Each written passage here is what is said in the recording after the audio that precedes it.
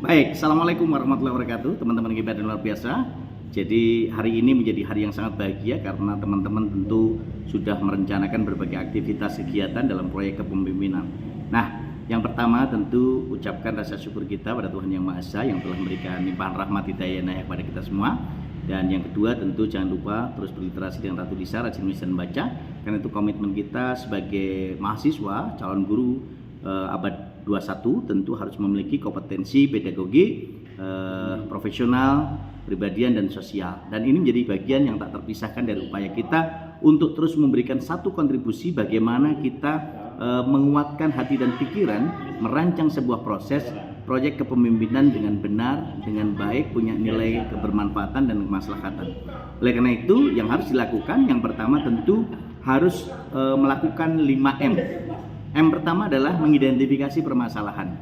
Jadi ketika kita memang mau melaksanakan sebuah proyek kepemimpinan, harus kita identifikasi permasalahan-permasalahan apa yang akan kita kaji, yang akan kita bahas, yang akan kita gunakan, yang akan kita lakukan sebuah proyek.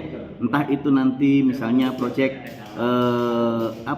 berliterasi, proyek pengabdian ataupun proyek-proyek pendidikan atau pengabdian dalam masyarakat, tentu harus kita sinergikan dalam pengembangan diri kita sebagai calon guru dan dosen abad 21. Yang kedua, 5M ini tentu yang M yang pertama mengidentifikasi permasalahan. Dalam mengidentifikasi permasalahan tentu kita lihat keunggulan dan kelemahan ya. Yang kedua, merencanakan. Jadi setelah kita menemukan identifikasi permasalahan, tentu kita akan merencanakan apa yang akan kita siapkan. Merencanakan itu adalah merencanakan baik dalam proses perencanaan kegiatannya maupun RAB-nya, dan tentu juga akan perencanaan kegiatan, pelaksanaan dan evaluasinya. Dan ini menjadi salah satu paket yang tidak boleh kita lepaskan dalam kegiatan proyek kepemimpinan kita. Yang ketiga, melaksanakan. Jadi kalau kita sudah merencanakan, kita akan melaksanakan proyek ini dengan benar, sehingga proses ini nanti akan bisa kita pandu, kita laksanakan dan kita pantau, sehingga proses ini hasilnya nanti betul-betul bisa maksimal. Yang keempat itu mengevaluasi ya. Jadi setelah kita laksanakan, kita lakukan evaluasi, apa yang kurang, apa yang lebih, apa yang bisa kita tetapkan, apa yang kita tegaskan, dan itu menjadi satu kesimpulan. Dan yang kelima adalah menindaklanjuti. Jadi hasil evaluasi itu kita lakukan tindak lanjut agar nanti dampaknya bisa berjalan dengan sangat baik. Nah, teman-teman hebat dan luar biasa, kalau kita lihat bagaimana sebuah proses proyek kepemimpinan bisa berjalan dengan baik, tentu harus membangun super team yang baik.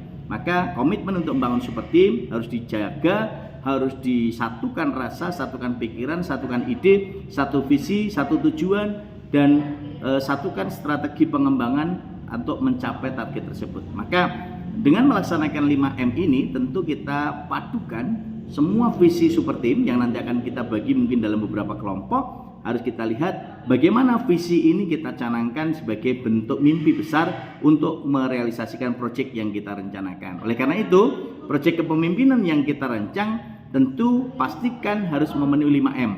M pertama, mengidentifikasi permasalahan. Keunggulan dan kelemahan kita identifikasi, kita analisis, kita petakan permasalahannya, kita petakan problematikanya, kita petakan solusi sementara targetnya.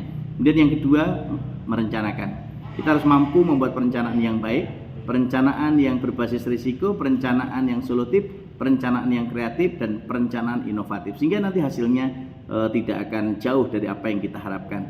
Yang keempat, yang ketiga tentu melaksanakan. Jangan lupa dalam proses melaksanakan harus berdasarkan pada perencanaan yang baik, sehingga nanti hasilnya betul-betul bisa maksimal. Yang keempat, melakukan evaluasi. Melakukan evaluasi ini atau mengevaluasi ini menjadi bagian penting. Melakukan monitoring untuk selalu kontrol, dan ini menjadi bagian yang tak terpisahkan dari upaya kita untuk terus bisa merealisasikan target-target yang kita inginkan dalam proyek kepemimpinan yang akan kita laksanakan.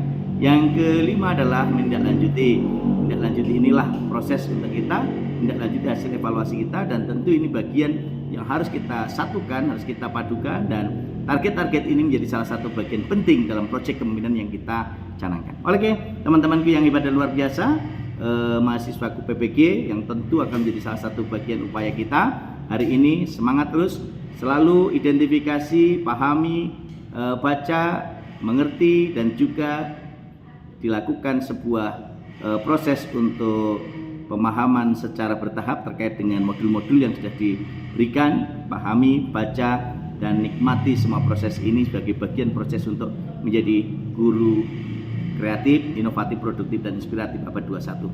Selamat dan sukses. Kita ketemu dalam waktu dan gelombang yang berbeda, namun tetap semangat yang sama.